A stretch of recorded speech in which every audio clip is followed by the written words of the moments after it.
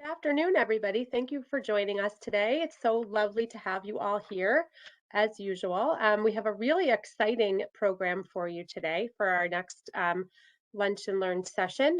We are going to be talking about technology and how important that is in the libraries. And it's going to be an amazing discussion. And we are thrilled to introduce you to Rhone Talsma, a librarian from Chicago Public Library, but also as you all know, a Jeopardy champion. So we thought we just want to give you a little bit of background about this program before we get going.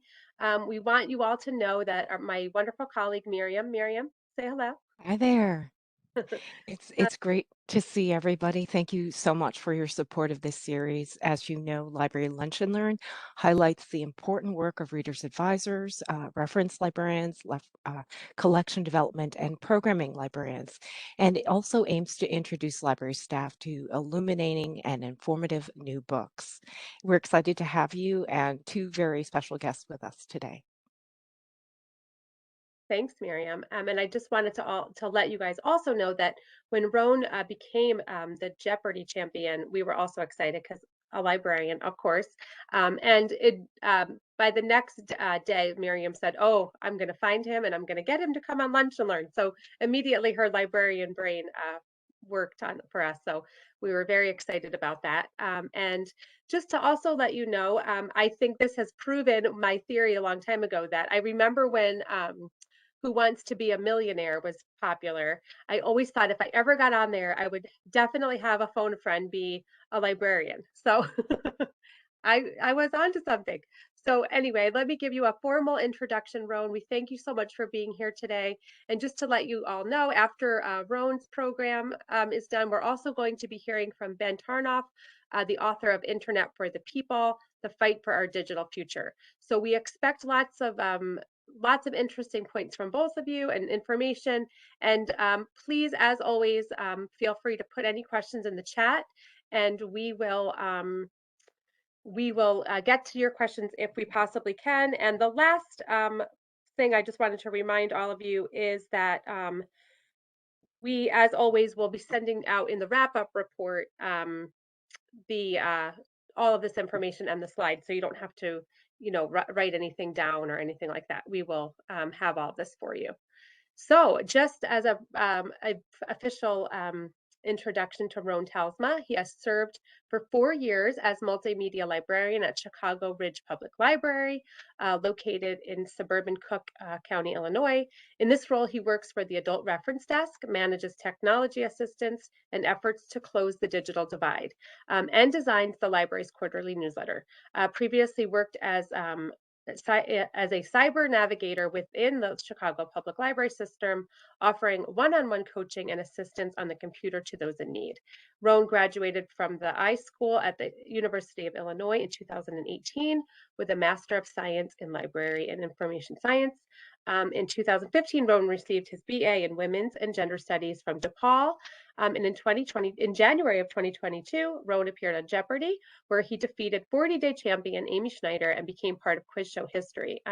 His passions in the fields of libraries include promoting values of diversity, equity, and inclusion, and empowering patrons by instructing them on digital and information literacy.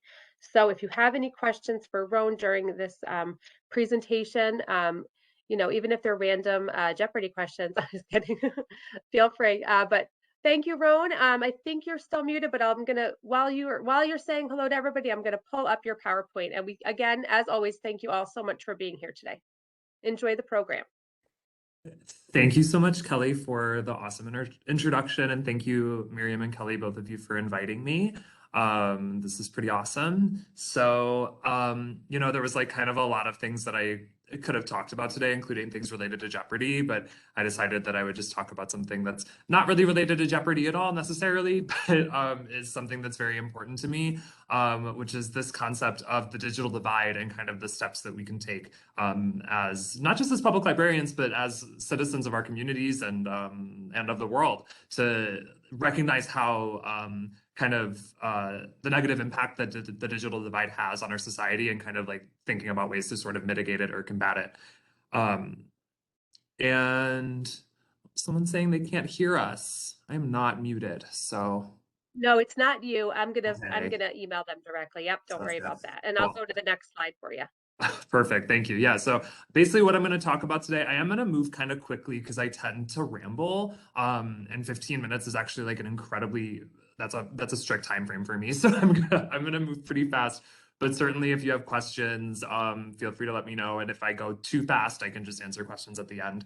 But basically what I want to talk about today is both kind of talking about the causes and the consequences of the digital divide. I imagine as public librarians, a lot of people in here already know kind of a lot of this stuff, but I found some of the statistics that in my research, I found some statistics that were kind of interesting and illuminating. And so I'll talk about those a little bit.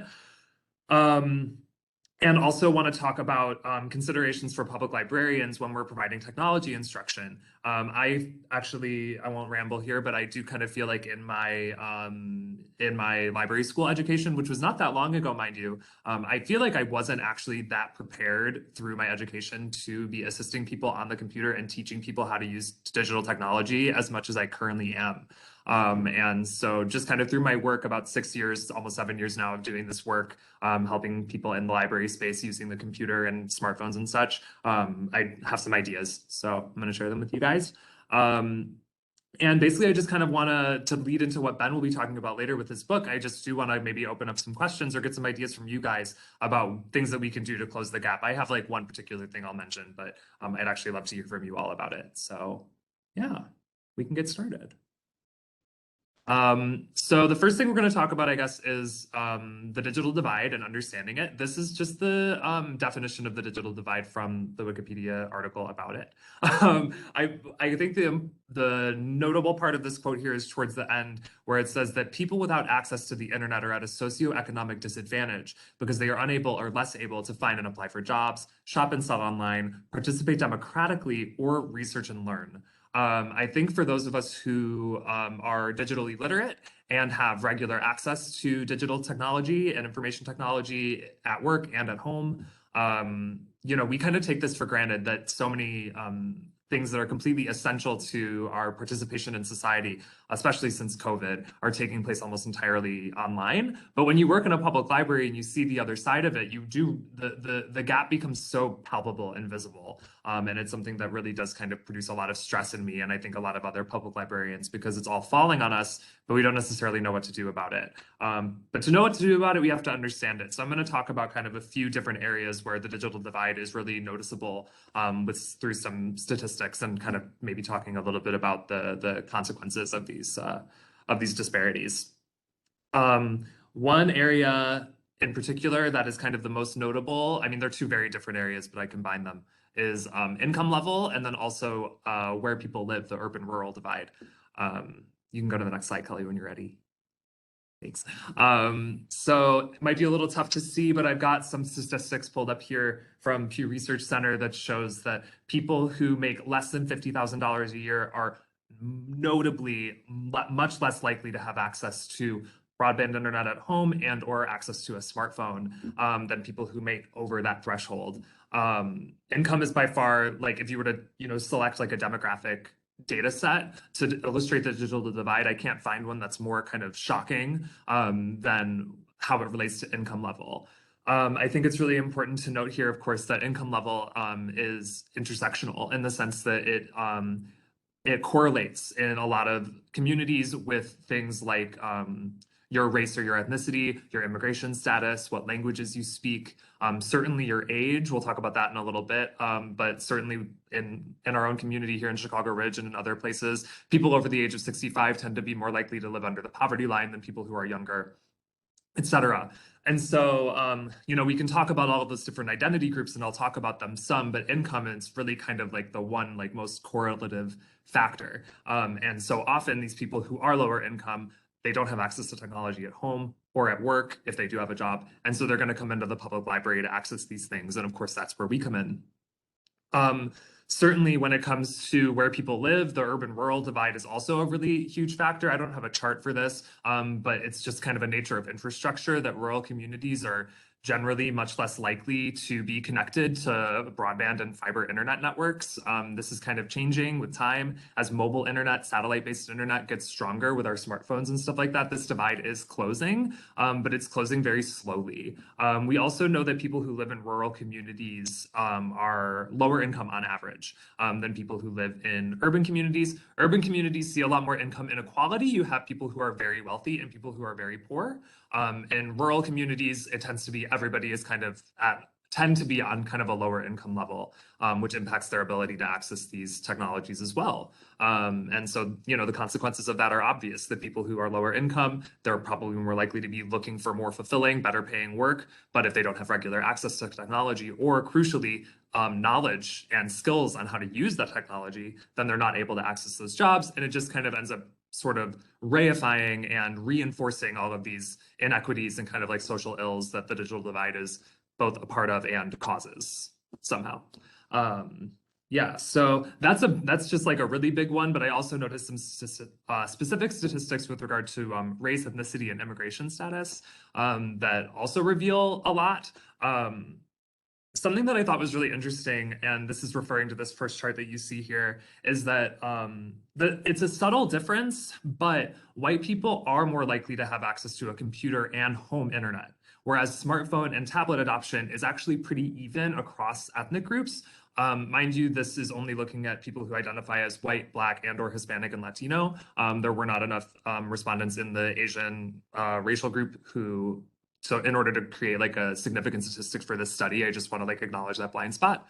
But I found this to be very notable because, and I'll go on to say too, with regard to immigration status, there was this one study that showed that Hispanic and Latino immigrants are more than twice as likely as Hispanic and Latino people who were born in the United States to only have access to a smartphone rather than having access to home internet. And the reason that I pulled out this statistic is because the smartphone versus home internet thing, or the smartphone versus laptop thing, especially since COVID, is really notable. A lot of teenagers, for example, who are lower income, who might be Black or Hispanic or Latino, more likely than not, if you look at the statistics, are going to have access to a smartphone 24/7, but they might only have access to a desktop computer or a laptop when they're at school. So of course, when the COVID-19 pandemic started and all of these kids are then having to stay home, you know, they might be able to borrow a laptop from their school, but again, they're most likely lower income. They most likely live in a lower income community where their school might not have access to a bunch of laptops and stuff like that that they can distribute to their students. And of course, with COVID, we were all applying for grants. We're all trying to kind of fill in gaps. We were doing that here at my library. I guess the point that I'm trying to make is that it's not enough. Access to a smartphone is not enough to fully participate in society. You can't usually for example, apply for a job on a smartphone. It's getting easier. Ironically, it's getting easier to apply for a job on a smartphone for white collar jobs. You know, you can press 2 buttons on LinkedIn to apply for a job that, you know, is versus say working for Walmart, where you have to fill out this like hour-long application, you have to take this test, etc. And you can really only do that on a computer. And if you don't have access to it or don't know how to use it, that becomes so challenging, and it just reinforces, like I literally just said, it just reinforces all of these sort of these consistent and persistent inequities along these lines. And these also certainly relate to age, which is kind of like the last sort of demographic thing that I noticed in doing my research. Basically, people who are, and you can advance this slide, Kelly, if you. Thank you. Sorry. Basically, people who are older, thanks, Kelly. People who are older are much more likely to be slow to adopt technology. As the technology gets older, this becomes less of a problem. You know, we've had computers in our homes now, many of us for say maybe 25, 30 years. And so, you know, computer adoption for people who are 65 and older, they were probably only in their 40s when, you know, computers first started entering homes. And so the computer might be more familiar to them. But things like smartphones and social media, which have really only taken off in the past 10 or 15 years, they're much less likely to have adopted. Another statistic that I noticed that's very relevant to our work in the public library space is that adults over the age of 50 are much more likely to need assistance with setting up and learning how to use digital technology. I know that a lot of people here in the audience are public librarians. I'm asking this rhetorically because I know the answer. You know, how many of us have had someone, it's usually in January, you get an older adult, probably over the age of 55, who comes in, they have a brand new Android smartphone, and they're like, my grandson bought this for me. He set it up for me, but he didn't teach me how to use it. And now I need you to teach me how to use it. You know, in my day-to-day work, you know, so many people are like, oh, you're a librarian, what's your favorite book? And I'll tell them, but I'm like, I'm very rarely doing reader's advisory in my day-to-day work in my particular role. I'm much more likely handling this patron who walks in, you know, 2 weeks after Christmas with a brand new smartphone. They don't know how to use it. And I am going to try to sit down with them for an hour and teach them how to use it, which is not always easy, to say the least. Like some of the questions and the things that come up. I mean, we've all got our war stories, right? They're great for dinner parties and stuff, but they also produce a lot of stress. Yeah, totally, Donna. Same. Probably like 75% for me, literally. You know, these things produce a lot of stress, and they make being a public librarian a surprisingly stressful job, especially in urban and rural communities. You know, I'm lucky in that I work in a suburb. We are a pretty small library where we have a small budget, not the biggest tax base. And so, you know, we're limited and we're squeezed. It's not like I'm working in some, you know, like palatial, if you're from Chicago, you'll know that a lot of these libraries in the north suburbs are like extremely fancy and have like a ton of technology available for patrons, et cetera, and resources. You know, I'd say we're more of an edge case, but, you know, compared to people who are working in like a county or state or federally funded rural library with almost no resources, or a very poorly resourced, like, you know, urban library in a community where these things are a struggle, it's bad out there, is what I'm getting at. And so I want to talk about some solutions. And I thought that this quote this is Cynthia K. Sanders, who I believe is a sociology professor at the University of Utah. You know, I won't read this whole quote, but basically what she's saying is that it's not just about access. You know, for example, my public library, we circulate, I think, about 75 hotspots, Wi-Fi hotspots to our community. They're almost always all checked out. You know, people definitely want internet in their home and they need access to it. And it's great that we're able to budget for and provide access to our community. And we'll talk a little bit more about municipal internet access at the end, but basically access is not enough. If people do not know how to use the technology that you're providing them with, the devices and the access, they may as well not have it. You know, they have to actually know how to use it. And so I take that part of my job, teaching people how to use the computer, very seriously. I try not to think of it as just like a one-time interaction where they're kind of maybe bothering me, they're pulling me out of my work. And so I have to like, you know, like just try to get it done for them really quick. I try to think a little bit more long-term, which leads me into some kind of some guidance that I guess I want to share with you guys. And at the end, if we have time, I'd love to hear some of your thoughts as well. You can advance 2 slides, Kelly, if you want. Thanks. Those are just some questions I get all the time. So basically, big caveat here, everything that I'm about to share is like extremely dependent on the patron. It's going to be dependent on their personality, on kind of what they're trying to do, etc. But the general tone that I try to take on when somebody is coming into the library specifically to meet with me, to learn how to use the computer. They're not in there incidentally because they want to make a copy. They're in there because they need to complete a task online and they don't know how to do it. I'll usually ask them, okay, that's great. You know, what do you want to accomplish? That might be something very specific. I need to fill out a job application. I need to create a Facebook account so I can keep up with my friends and family. You know, I need to learn how to pay my ComEd bill online. It might be something very small and task-based like that. Other times it might be a little bit more general. They might just be like, I feel disconnected from the world. I want to learn more about the world. You know, I've gotten so many answers to this question, but I do kind of just try to frame it as kind of like, what is the long-term goal here? You know, this is what you want to get done today, but like, you know, going forward, what is it that you actually want to be able to accomplish by learning these things? When I'm kind of doing that initial reference interview, I really try to learn a lot about my patrons. I might ask them, and again, this is based on comfort level. I have a caveat there towards the bottom to be mindful of privacy. Not all patrons are going to want to tell you their whole life story, but I find that more often than not, they're going to tell you their whole life story whether you ask or not. So I try to get ahead of it, and I will basically just ask them, you know, okay, that's great that that's what you want to do. Have you done it before? Can you like tell me a little bit about how that went, or have you never done it before? Did you have help? You know, with regard to like the grandmother who brings in her smartphone that her grandson bought her. I'm like, okay, well, what did your grandson tell you about this phone? What did he share with you, if anything, right? I'm just kind of gathering information, and in addition to helping that kind of inform my approach to instructing the patron, I'm also kind of trying to make them feel more comfortable with me, because really I think that the only way that someone can kind of like succeed and learn, especially when working with older adults, is they really need to feel comfortable and not feel judged. So like I kind of said, you want to consider the person's life outside the library. Think about if they have relatives at home, young or old, who might be able to help them. I always kind of encourage my patrons to like lean on their friends and family if they have that kind of network. And if they don't, I might become their network, and that's okay. I also try to provide lots of options for instruction and kind of just like have things ready to go. I have a lot of video tutorials that I didn't create, but I'll point patrons to if they like learning by video. If they prefer to learn hands-on, then I might, I just kind of jump in with that, as we all do. And also offering options for individual one-on-one instruction versus group instruction. Certainly since COVID, I found that one-on-one instruction is much more popular, to the point that I don't really offer group computer classes anymore, because they were very poorly attended. Whereas with one-on-one appointments, I'm often working with maybe up to six or seven patrons in a week, maybe more like 3 or 4, who I'll be meeting with for a full hour out of my day to kind of, and often on like maybe like a weekly or bi-weekly basis. We're very lucky to have the kind of staffing that I'm able to offer that kind of like concierge service. Not all public libraries can do that, but that's kind of one strategy that I've come up with. And yeah, just think about it long term, like help them resolve the immediate need. The person comes in and they need a job, help them get that job, but also explain to them, if you're going to succeed in this job, you have to be better at using the computer. So maybe we can try to work on both. 30 minutes spent working on applying for jobs and updating your resume, 30 minutes spent learning how to type is like an actual strategy that I've done with patrons, at least one patron with some success. So those are just some ideas, and I'd love to hear some of yours. I'm already getting close to the end of my time, so I'm going to move on to the next slide. But just some kind of like general notes that I want to mention is that like I think of my patrons first and foremost as collaborators.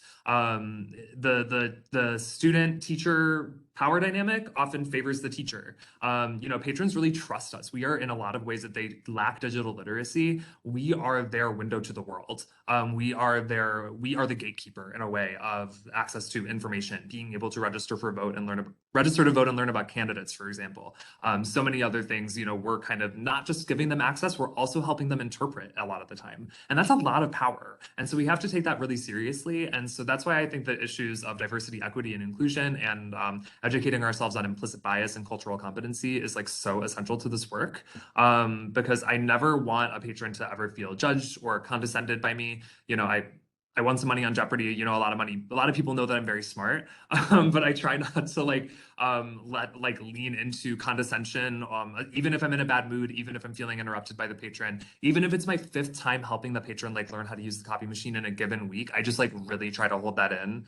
And just be mindful of my own bias. And at the end of the day, we just want to make sure that people don't feel alone. When people feel alone, it's so much harder for them to kind of operate at their fullest intellectual capacity. If they feel like they don't have resources or they don't have anywhere to turn, I really want us to be, I want my library to be that library. I want to be that librarian. And I guess I hope that all of you do as well. But to kind of get into my final point here in my last slide, I just want to say that as individual actors, as public librarians, there's not a whole lot that we can do. But if we work together as a team, there is some stuff that we can do. And I predict that this will be elaborated on at length by Ben during his presentation when he talks about his book. But I am of the personal opinion that access to the internet is a human right. The internet, especially since the pandemic, but even well before that, has been so essential to fully participating in society. I consider it to be just as important as electricity and access to water. I really do. And so while I am personally of the opinion that the internet should be completely funded by the government and completely free and accessible to everybody, I don't believe in means testing. I don't believe that we should be determining need in order to distribute these resources. I think that they are a human right and they should be free. That said, I recognize that that is a little pie in the sky. And so something that we can maybe do in the interim is kind of coordinate our power and our energy towards making our municipalities convert the internet into a public utility. Longmont, Colorado is a city of about 100,000 people in Colorado that has established 1 gig fiber internet for their entire community. It's not free, but they do subsidize it for residents of their community that are low income. And they also really heavily promote it to small businesses in Longmont, et cetera. And they have had a ton of success. I think it's called NextLight. You can look that up if you want. They've had a ton of success with this program. And they're just like a suburb of Denver. I mean, pretty large, about 100,000 people, but this isn't it's not like LA or New York or something. This is a pretty small community that was able to kind of work together to offer this service in direct competition with, say, Xfinity and Time Warner and these other internet providers who, with net neutrality and everything, as Ben will elaborate on, I imagine, another option is really kind of necessary. A public option, I think, is absolutely necessary. And so I guess that's just kind of my ending question. Like, can your municipality make the internet accessible to everyone? You know, as public librarians, we are often directly employed by our municipality, by our village or city governments. And so if you have clout, if you have the ability to kind of like work with your mayor, work with your mayor's office, work with people who work directly for your village government or municipal government, use it. That's what I'm trying to do when I can. I don't live in Chicago Ridge, but I work here and I consider myself part of this community. And so this is something that I've kind of taken on in conjunction with my coworkers is kind of like a big thing that we're pushing. It's slow going, but it's there. So I think that's all I have. Yeah. That's great, Rhone. Thank you so much. And I think a lot of the librarians can relate to your experience in the library. And I agree with you that it's, you have to try to meet people where they are, and it's nice to know that they feel like they can come back to you with more questions. How many in your library or in your community, how many people would you say in your library are committed to this closing the gap, like you know, what's the Mhm. word I'm looking for? Like This mission, I guess. mission. Yeah. Thank I you. mean, it's certainly we have the support of our director. We recently, I guess not recently, maybe back kind of when I started back in 2018, we were developing a 5-year strategic plan. And a big part of that was kind of like revising our motto or sort of our mission, our key words to access, community, and discovery. And certainly in adult services, we've really leaned into the access part. We're really just about like if someone comes in and they need something, I try not to tell people no. You know, like if there's a way that we can make it happen, I'm going to do my best to make it happen. We're a small library. My adult services department, there's 4 of us working full time, 1 of us working part time. But you know, I'm very lucky to be working with people who are all pretty like-minded, and our community has definitely benefited. Like, I don't mean to brag, but we have people who come from Illinois is really weird. We have all totally standalone municipal libraries. There's not these big county systems or everything or anything. We're all kind of on islands. And we have people coming from nearby communities. Their library might be a mile or 2 away, but they choose to come to us instead because they just get a better experience, especially when it comes to accessing technology. So at least in terms of getting people into the door and circulation statistics and stuff like that, it's proven really effective for sure. In addition to the, you know, the altruistic and kind of like vision and mission-based stuff that I've been talking about in this. Yeah. Yeah, oh, that's great. And do you think that is it most just out of curiosity, and I'm curious what other people also deal with, but in your library system, is it mostly adults? I mean, do you have like the youth crowd? Do they really even need it, or is it mostly just for the older community?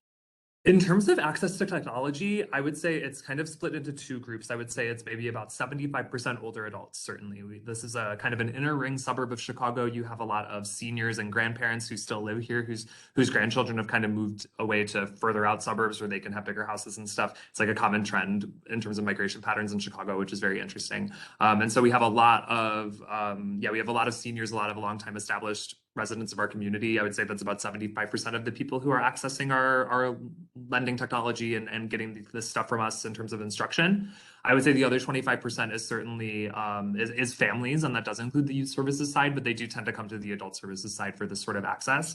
I would say that most of the people who are requesting that sort of help from us too, those families are families who are new to Chicago Ridge. They're actually very frequently immigrants. We have an emerging community of Arabic-speaking immigrants who come from Yemen, Jordan, and Palestine, who there's like a pretty large community here in the south suburbs of Chicago that's growing. And we're like really making an effort to try to serve them as much as possible. We have some Arabic-speaking staff and are starting to convert some of our signage and stuff into Arabic as well as a way to kind of invite them in. So I imagine that that's going to kind of continue to grow as well. I cannot offer these services in Arabic, unfortunately, but I have a coworker who can, so that's good. Yeah. That's wonderful. Well, we thank you so much for being here today. It's been really fun meeting you. It's great to see that you have, you're using your knowledge and your abilities to help the community around you. It's been inspiring. Um, I know we have got some great comments in the chat, and hopefully you'll look through those. And we thank you for being here today. Miriam, do you have any last minute questions for Rhone before we let him go? No, I just want to thank you so much for sharing your tips on improving digital literacy across communities and affecting change. It was a really inspiring presentation. Thank you so much. Yeah, no, this was awesome. And I realized I went a little over time. I'm sorry, Ben, but yeah, I had a lot of fun. Thanks for having me. You guys are wonderful. No, it's fine. Thank you. And I can't think of a time where our speaker and our author have a better handoff ever. So this is Absolutely. wonderful. Next, we're I going to didn't hear. even plan that. It just like worked Yeah, out. It was so that's perfect. perfect. Yeah. It really, yeah, we planned it, but it's even when we planned it, it still doesn't work out so perfectly. So we're going to hear about the new book, Internet for the People, next. So it's honestly like the perfect little handoff here. So Miriam, I will let you introduce Ben. Ben, thanks for coming back on the screen, and I will pull up his slides at the same time. Terrific. Thank you. It's my pleasure to introduce our second distinguished guest. Ben Tarnoff is a tech worker, writer, and the co-founder of Logic magazine.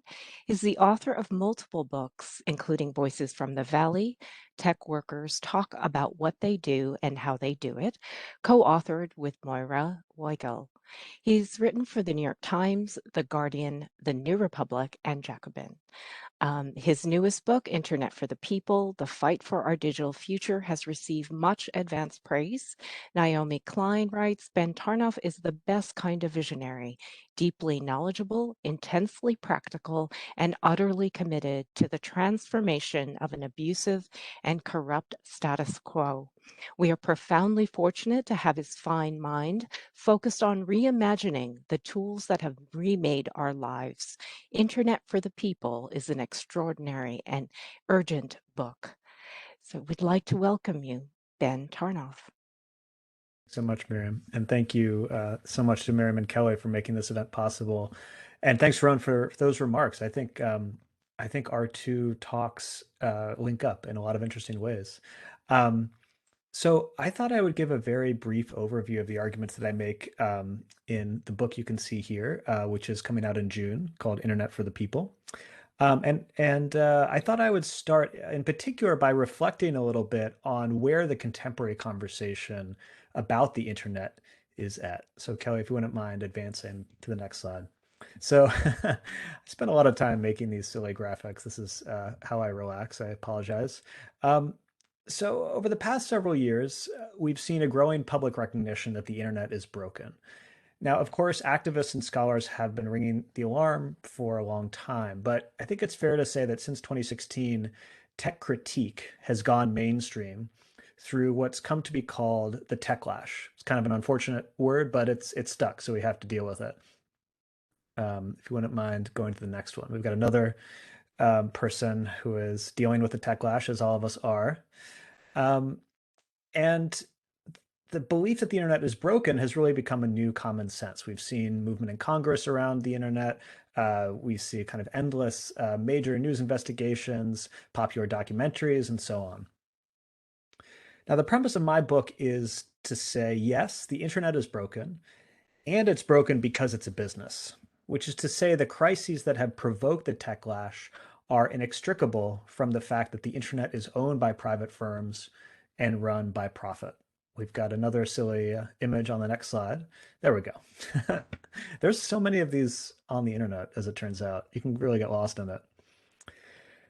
So my argument is that the annihilation of our privacy, chronic underinvestment in broadband infrastructure, the exploitation of app-based workers, these diverse forms of social damage facilitated by the internet, just to name a few, wouldn't exist if they weren't profitable. But the internet wasn't always a business, of course. It had to be made into a business. And my book is mostly about how that happened, how the internet became a business. Next slide, please. This occurred through a process of privatization. And this process not only created the modern internet, it also set in motion the crises that, in my view, have provoked the techlash.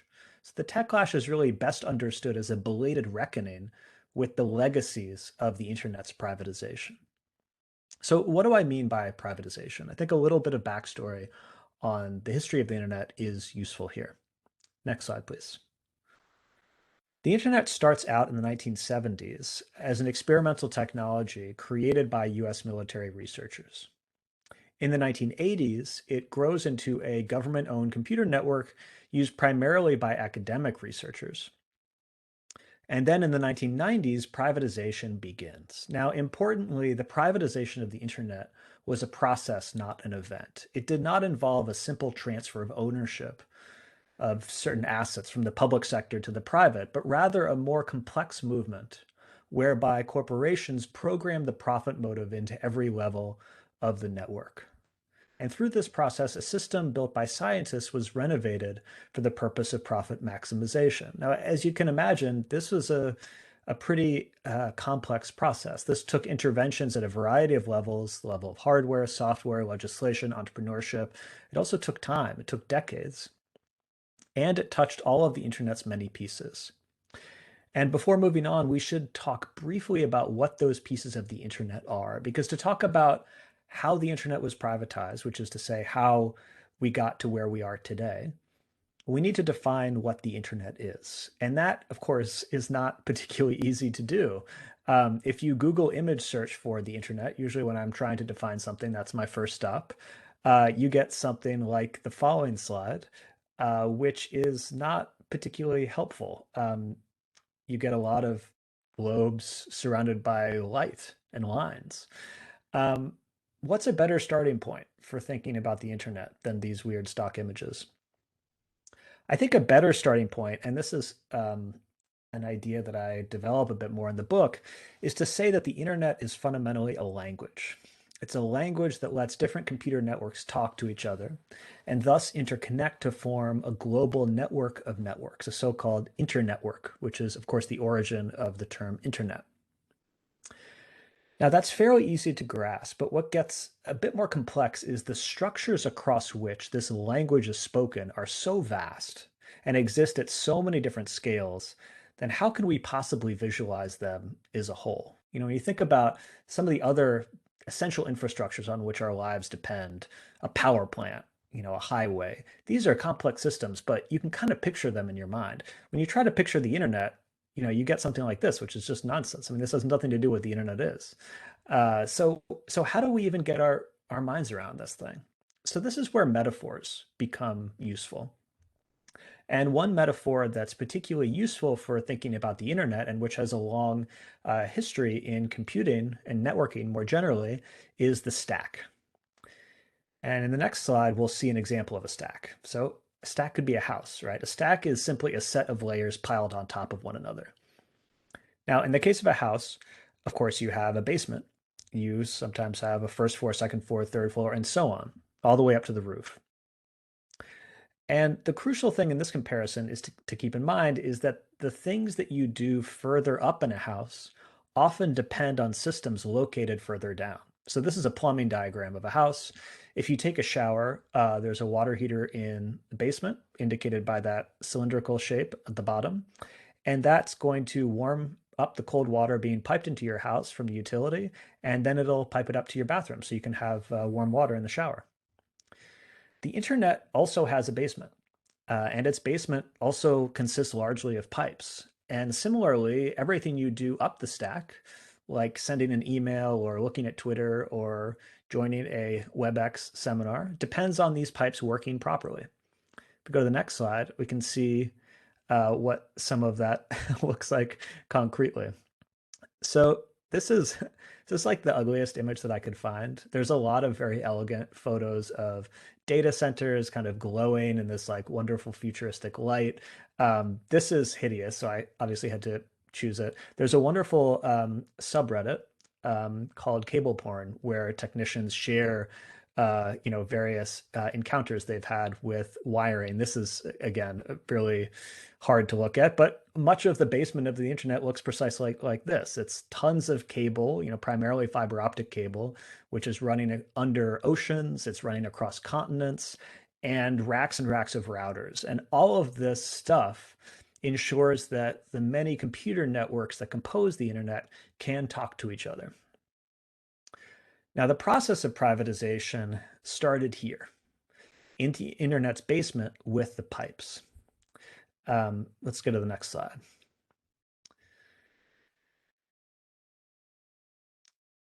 So I also have several photos of Bill Clinton using the internet. On the internet, there are many photos, as it turns out, of Bill Clinton using the internet. So inevitably, we're talking about the 90s. Thank you, Kelly. Yeah, we can kind of, there's no real rhythm to these slides. We're kind of just let it wash over you.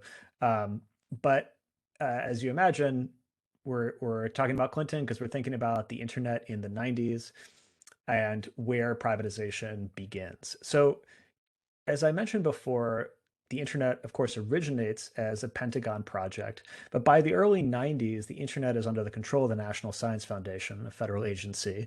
And it's, as I mentioned, used primarily by academic researchers at universities all over the country and some overseas as well. But the increasing popularity of the internet means that the NSF needs to do something. More and more people are trying to get online. The internet is becoming more usable thanks to the creation of the World Wide Web and the popularization of graphical web browsers in the early 90s. And more people want to be on the internet. So privatization was always the plan. The federal government didn't want to run the internet forever. But the increased and somewhat unexpected popularity of the internet in the early 90s pushes the NSF to privatize the pipes of the internet sooner than expected. The internet was growing beyond the academic community. They needed greater capacity, and privatization was widely seen as the only way to make the medium mainstream.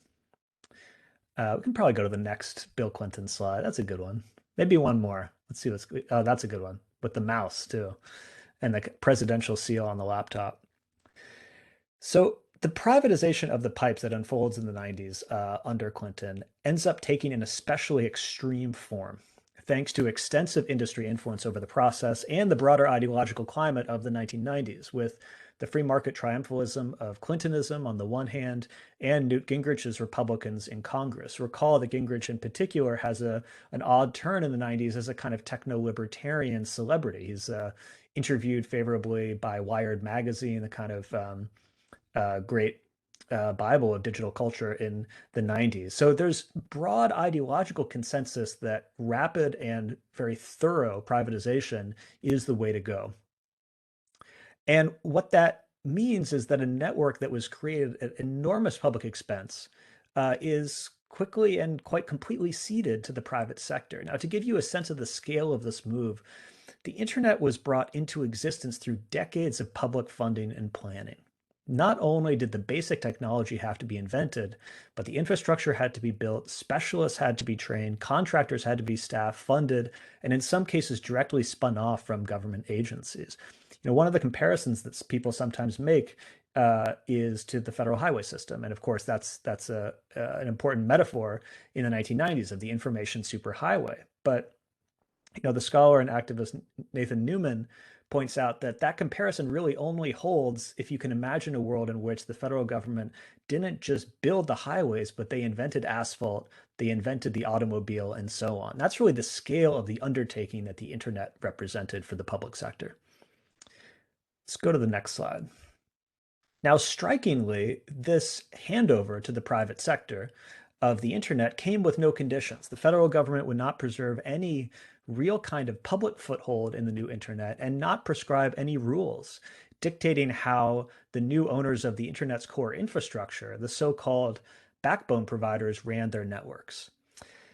Now, crucially, there was nothing in the technical composition of the internet that predetermined this kind of extreme privatization. And indeed, there were other ideas floating around at the time that could have popularized the internet without completely privatizing its pipes. Senator from Hawaii, Daniel Inouye, actually introduced a bill that would have created a public lane, so-called, on the information superhighway, and in particular would have guaranteed free access to organizations like librarians, and would have provided such organizations with a funding stream with which they could develop their own online programming. He was specifically inspired by the legacy of public media, the Corporation for Public Broadcasting, and people were thinking about how do we apply that model to this new online world. But crucially, there wasn't a social movement capable of generating enough pressure to implement these creative ideas against industry opposition. So in April 1995, the federal government decommissions the NSFnet, which is the core NSF-run backbone of the internet up to that point, and the telecoms take over. There are some further deregulatory moves, particularly under the Bush era FCC, over the course of the late 90s and early 2000s that would further entrench the telecom's control of the pipes and lead to what we have today, which is a very highly concentrated market in internet service. Let's go to the next slide. All right, so I had said before that the privatization of the internet was a process, not an event. And that process has both a spatial and a chronological aspect. We're starting in the basement, and that's occurring, again, starting in the 1990s. But what privatization is going to do in the subsequent years is move up the stack. Now, the purpose of privatization is to program the profit motive into every level of the network, every level of the stack. At the level of the pipes, the source of profit was fairly direct. It's about monetizing access, right? You're making money from getting people online or from operating the deeper plumbing of the network. But the real money didn't lie in monetizing access, but in monetizing activity. That is, in what people did once they got online. So to unlock the real profit potential of the internet, privatization had to ascend to what we could call the upper floors, to the layer where the internet is experienced, where the apps and sites and so on live, what is typically called the application layer of the internet. So how could one maximize profit at this layer? Let's go to the next slide. That question is the central focus of the dot-com boom that begins that same year that NSFNet is decommissioned, 1995. And this dot-com boom is widely seen as beginning with the explosive IPO of Netscape in August 1995. For those of you who don't remember, Netscape was the company that created the first popular graphical web browser, and it turned into the first big dot-com company. Of course, it didn't make any money, but that didn't prevent its valuation by the end of its first day of trading to reach $3 billion.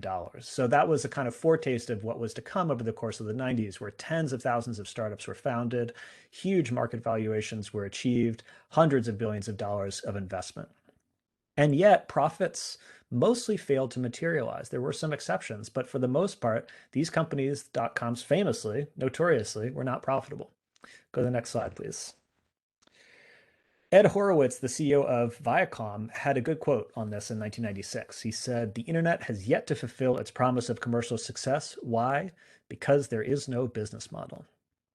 And of course, this was why the dot-com boom implodes in 2000 and 2001.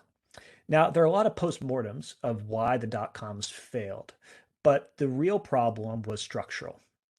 They wouldn't have understood it in precisely these terms, but what the dot-coms were trying to do was to advance the next stage of the internet's privatization, to push the privatization of the internet up the stack. But crucially, the structures that could make such a push feasible were not yet in place. That would have to wait into the aftermath of the dot-com bust, when a new set of complex computational systems began to emerge. And colloquially, we call these systems today platforms.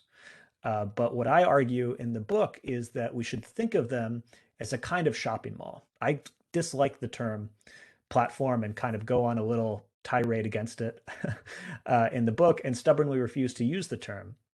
So as an alternative, and I draw on a number of scholars for inspiration here, I argue that we should think of systems like Google, Facebook, Uber, and Amazon as online malls. And online malls are corporate digital enclosures with a wide range of interactions transpiring inside of them. I try to give a kind of anatomy of the online mall and identify what I see as its core characteristics. I don't think we have time to go into that in this conversation, but suffice to say, the online mall is the mechanism, the technical, social, financial mechanism whereby privatization is successfully pushed up the stack and the full profit potential of the internet is realized in the 2000s and 2010s. Now, let's go to the next slide. What is the legacy of all this? Like, what's the so what? I've mostly just been giving a history lesson. what have been the consequences of the extreme privatization of the internet, of reorganizing the internet around the principle of profit maximization? There's a lot of things we could say here, but the theme that kind of unites all of the different downstream consequences of this is inequality. One of the consequences is severe inequalities in broadband access, to the point that 162 million Americans do not use the internet at broadband speeds. This was particularly evident during the height of the COVID pandemic. This is a photograph of a woman using the internet in the parking lot of a public library, where a lot of folks who did not have access to the internet at home or only could access it on their smartphone had to drive to the parking lot of the public library, kind of sit in their car shivering, do their work, apply for jobs, attend online school, and so on. So this is actually a really major social crisis, and it has everything to do with the history of the privatization of the pipes and the corporate dictatorship over physical infrastructure that the telecoms achieved in the 90s. Next slide, please. When we move up the stack, we could also see a variety of inequalities that are generated through the internet, whether it's facilitating the greater exploitation of workers, for instance, by making it possible to move work around while enacting labor discipline at a distance through algorithmic management, Uber being the paradigmatic case here. We can also think of the inequalities that are generated through an informational environment, in particular social media, in which right-wing propaganda can proliferate ever more powerfully, and racism, sexism, and other oppressions are algorithmically amplified. So, in the next slide, I'll give you just a picture of what is to be done. In the book, I make a case for deprivatization. And what that means is create an internet where people and not profit rule. In particular, it means developing publicly and cooperatively owned alternatives to the corporate structures that dominate the internet in order to diminish the power of the profit motive, to shrink the space of the market, and to encode real democratic control. If we do so, this is what the internet will look like, I promise. Thank you for listening. Sorry, I went a little long. Thank you so much, Ben, for these rich insights.